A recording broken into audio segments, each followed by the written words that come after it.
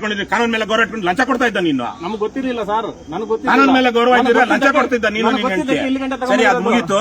ನಿನ್ಗೇನಾದ್ರೂ ನಾವು ಜೊತೆಗೆ ನಿಲ್ತೀವಿ, ಕೇಸ್ ಕೊಡು. ಆಮೇಲೆ ಆತನ ಲೈಟ್ ಡಿಟೆಕ್ಟರ್ ಟೆಸ್ಟ್ ಆಗಲಿ, ಬ್ರೈನ್ ಮ್ಯಾಪಿಂಗ್ ಆಗಲಿ, ಏನೇನಾಗುತ್ತೋ ಅವ್ರು ಪೊಲೀಸ್ ಏನ್ ಮಾಡ್ತಾರೋ ಮಾಡ್ಲಿ. ಇದಂತೂ ಯಾಕಂದ್ರೆ ಕೊಟ್ಟಾದ್ಮೇಲೆ ಲೋಕಾಯುಕ್ತಕ್ಕೆ ಹೋದ್ರೆ ಏನ್ ಮಾಡ್ತಾರೆ, ಲಂಚ ತಗೊಳ್ಳುವಾಗ ಲಂಚ ಕೊಡೋದಕ್ಕೆ ಮೊದಲು ಬನ್ನಿ ಟ್ರ್ಯಾಪ್ ಮಾಡ್ತೀವಿ ಅಂತಾರೆ. ಲಂಚ ಕೊಟ್ಟಾದ್ಮೇಲೆ ಎಲ್ಲಿ ಹೋಗ್ಬೇಕು, ಇವ್ರ ಅಧಿಕಾರಿಗಳು ಹೋಗ್ಬೇಕು. ಇವ್ರ್ಯಾರೋ 20 ಲೆಟರ್ ಬರ್ದಿದ್ದೀರೇನ್ರಿ ನೀವು ಸಾದಿಕ್, ನಿಮ್ಮ ಇವರಿಗೆ ಅಭಿಯಾನ ನಿರ್ದೇಶಕರಿಗೆ? ಅಭಿಯಾನ ನಿರ್ದೇಶಕರು ನಿಮ್ಗೆ ನೋಟಿಸ್ ಕೊಟ್ಟಿದಾರಲ್ಲ, ನಿಮ್ಮ ಹತ್ರ LCPR ಗಳಿಂದ ಹಣ ಪಡಿತಿರೋ ದೂರ ಬಂದಿದೆ ಅಂತ 22 ಜನವರಿಗೆ ಕೊಟ್ಟಿದ್ದೀರಾ? ನಾನು ಸತ್ಯ ಹರಿಶ್ಚಂದ್ರ ಶ್ರೀರಾಮಚಂದ್ರನ್ ತುಗುಂಡು ಅಂತೆಲ್ಲ ಬರೆದಿದ್ದೀರಾ? ಹಂಗೆ ಬರೀತೀರಾ? ನಿಮ್ ತಮ್ಮನ್ ಕೆಲ್ಸಕ್ಕೆ ಇಟ್ಕೊಂಡಿದ್ದೀರಲ್ರಿ. ಯಾವ ತರಕ್ಕೆ ಇದು ನೈತಿಕತೆ ಅಂತಿರುತ್ತೆ, ಒಂದು ಸರ್ವಿಸ್ ರೂಲ್ಸ್ ಅಂತಿರುತ್ತೆ.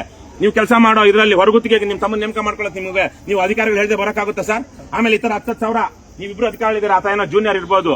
ಆದ್ರೆ ನೀವು ಯಾರಿಗಾದ್ರೂ ಸಾಲ ಕೊಟ್ಟಾಗ, ಯಾರ ಹತ್ರ ಸಾಲ ತಗೊಂಡಾಗ ನೀವು ನಿಮ್ ಗೌರ್ಮೆಂಟ್ಗೆ ರಿಪೋರ್ಟ್ ಮಾಡ್ಬೇಕು ಅಂತ ಇದೆಯೋ ಇಲ್ವಾ? ಏನ್ ನಿಮ್ಮ ಹೆಸರು? ಅವ್ರು ಸ್ವಲ್ಪ ಮಾತಾಡ್ತಾ ಇಲ್ಲ, ನೀವು ಮಾತಾಡ್ತಿದ್ದೀರಾ. ನೀವು ಮಂಜುನಾಥ್, ಮಂಜುನಾಥ್ ಸ್ವಾಮಿಗಳು ನೀವು ಅಲ್ವಾ? ಅದೇನೋ ಯೋಜನಾ ನಿರ್ದೇಶಕರು. ಅವ್ರು ಈಗ ತಾನೆ ಅವ್ರೇನೋ ಹೇಳ್ತಾ ಇದ್ರಲ್ಲ, ಏನ್ ಆಕ್ಷನ್ ತಗೊಂಡಿದ್ರು ನಿಮ್ಗೆ ಅಸಿಸ್ಟೆಂಟ್ ಮೇಲೆ? ಇವ್ರ ಮೇಲೆ ಅಲ್ಲಿಂದ ಬಂದಿದೆ ಗೌರ್ಮೆಂಟ್ ಇಂದ ಕಮಿಟಿ ಮಾಡಿ, ಚೀಫ್ ಅಕೌಂಟ್ ಆಫೀಸರ್ ಮತ್ತೆ CO ಕಮಿಟಿ ಮಾಡಿ ಇದನ್ನ ತಗೊಂಡಿದ್ದೀರಾ? ಇದನ್ನ ತಗೊಂಡಿದ್ದೀರಾ? ಇವರೇ ಮಾಡಿದ್ ನಮಗೆ. ಇದ್ರ ಮೇಲೆನೆ ಇವರು ರುದ್ರಾ ಮೇಡಮ್ ಅವರು ಸ್ಟೇಟ್ ನಿಂದ ಕಳಿಸಿದ್ರು. ಅದ್ರ ಮೇಲೆ ಕಮಿಟಿ ಮಾಡಿ CO ಇಂದ ಲೆಟರ್ ಇದು ಮಾಡ್ಸಿದ್ವಿ. ಈಗ ಅವ್ರು ನಿಮ್ಗೆ ಸಾಲ ಕೊಟ್ಟಿದ್ದಕ್ಕೆ, ಸಾಲ ತಗೊಂಡಿದ್ದಕ್ಕೆ ಏನಾದ್ರು ಕೊಟ್ಟಿದ್ರ? 2 ವರ್ಷ ಹಿಂದೆ. 2 ವರ್ಷ ಅಲ್ಲ, 10 ವರ್ಷ ಹಿಂದೆ ಆಗ್ಲಿ. ನೀವ್ ಯಾವಾಗ್ಲೇ ಹಾಗಿದ್ರೆ ಪೊಲೀಸರು ಸರ್, ನೀವ್ ಯಾವಾಗ ಬಂದಿದ್ದು ಇಲ್ಲಿಗೆ? 5 ತಿಂಗಳಾಯ್ತು. 10 ತಿಂಗಳ ಹಿಂದೆ ಆಗಿರೋ ಮಾಡ್ರೆ ನಿಮ್ಗೆ ಬರಲ್ವಾ? ಬರುತ್ತೆ ಅಲ್ಲ, ಇದು ಕಮಿಟಿ ಮಾಡಿದ್ದೀವಿ. ಏನಿಲ್ಲ, ಏನು ಮಾತಾಡೋದು, ಅದೇನೋ ಮಾತಾಡ್ತೀವಿ ನಿಮ್ಗೆ. ಆದ್ರೆ ಮಂಜುನಾಥ್ ಟೈಮ್ ಕಾಲ ಬಿಡ್ತೀವಿ ನಿಮ್ಗೆ. ಅದೇನೋ ಅವರು ಅಲ್ಲಲ್ಲ, ನಿಮ್ ಬಗ್ಗೆ ಗೊತ್ತು ನನ್ಗೆ. ಮತ್ತೆ ಆಗಿದ್ರೆ ಸತ್ಯವಾಗಿ ಮಾತಾಡಿ ಅಷ್ಟೇ. ನಾವು ಕೇಳೋದು ಸತ್ಯವಾಗಿ ಮಾತಾಡಿ, ನ್ಯಾಯವಾಗಿ ಮಾತಾಡಿ. ಯಾಕಂದ್ರೆ ನಿಮಿಷ ರಮ್ಮ ನಿಂತ್ಕೊಳ್ಳಿ, ಇಲ್ಲಿ ಬನ್ನಿ. ಯಾಕಂದ್ರೆ ಅವ್ರು ಹೇಳ್ತಾ ಇದ್ರು, ಯಾರು ಹೇಳಿದ್ರಂತೆ ಅವ್ರ ಕಾಲಿಗೆ ಬೀಳು, ಇವ್ರ ಕಾಲಿಗೆ ಬೀಳು, ಅವ್ರು ಮಾಡ್ಬಿಡ್ತಾರೆ ಅಂತ. ಅದಕ್ಕೆ ನಾವು ಅವ್ರು ಮಾಡೋಣ. ಅದಕ್ಕೆ ಮಂಜುನಾಥ್ ಅವ್ರೆ, ಒಳ್ಳೆ ಹೆಸರು ಇಟ್ಕೊಂಡಿದ್ದೀರಾ ಸ್ವಾಮಿ, ಒಳ್ಳೆ ಹೆಸರು ಇಟ್ಕೊಂಡಿದ್ದೀರಾ. ಏನ್ ಮಾಡ್ತಿರೋ ಕಾನೂನಲ್ಲಿ? ಒಂದ್ ನಿಮಿಷ ರಮ್ಮ, ಡಿಪಾರ್ಟ್ಮೆಂಟ್ ಅಲ್ಲಿ ಎನ್ಕ್ವೈರಿ ಆಗ್ಬೇಕು. ಆ ಮನುಷ್ಯ ಈಗ ಕಾಫಿ ಅಂದ್ಕೊಂಡೆ ನಾನು, ಕಾಫಿ ತರಿಸಿ.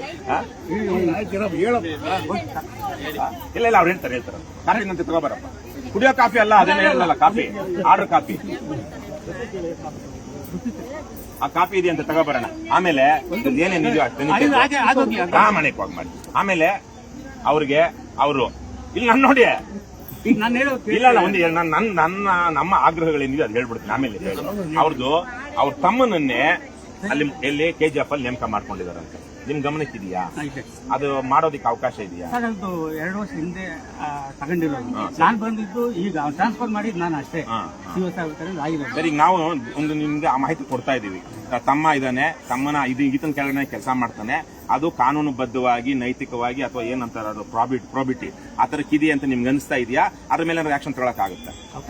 ಅವಕಾಶ ಇದೆ ಅಲ್ವಾ? ಇವಾಗ ಯಾವಾಗ ಮಾಡ್ತೀರಾ ನೋಡಿ?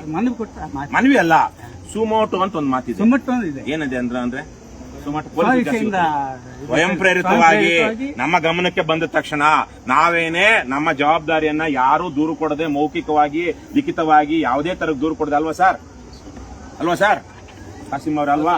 ನೀವೇನಾದ್ರೂ ನಾವೆಲ್ಲಾರು ರೇಪ್ ಆಗ್ತಾ ಇದೆ, ಕೊಲೆ ಆಗ್ತಾ ಇದೆ ಅಂದ್ರೆ ಲಿಖಿತವಾಗಿ ಕಂಪ್ಲೇಂಟ್ ಕೊಡ್ರಪ್ಪ ಅಂತಿಲ್ಲ. ಸಿಟಿಜನ್ ಅರೆಸ್ಟ್ ಅಂತಿದೆ. ಸಾರ್ವಜನಿಕರೇ ಹೋಗಿ ಅವ್ರನ್ನ ಅರೆಸ್ಟ್ ಮಾಡ್ಕೊಂಡು ಪೊಲೀಸರಿಗೆ ಒಪ್ಪಿಸಬಹುದು ಅಂತ. ನೀವು ಪೊಲೀಸರ ತನಕ ಬರೋದು ಬೇಕಾಗಿಲ್ಲ. ಹಾಗಾಗಿ ಸ್ವಾಮಿ ಅವರೇ, ನೀವು ಈಗ್ಲೇನೆ ಸುಮೋಟೋ ತಗೊಂಡು ಆತನನ್ನ ವಜಾ ಮಾಡ್ಬೇಕು. ಯಾರನ್ನ? ಜಿಲಾನಿ, ಇವ್ರನ್ನಲ್ಲ, ಇವ್ರ ತಮ್ಮನನ್ನ ಇವತ್ತೇ ಬಿಡುಗಡೆ ಮಾಡ್ಬೇಕು.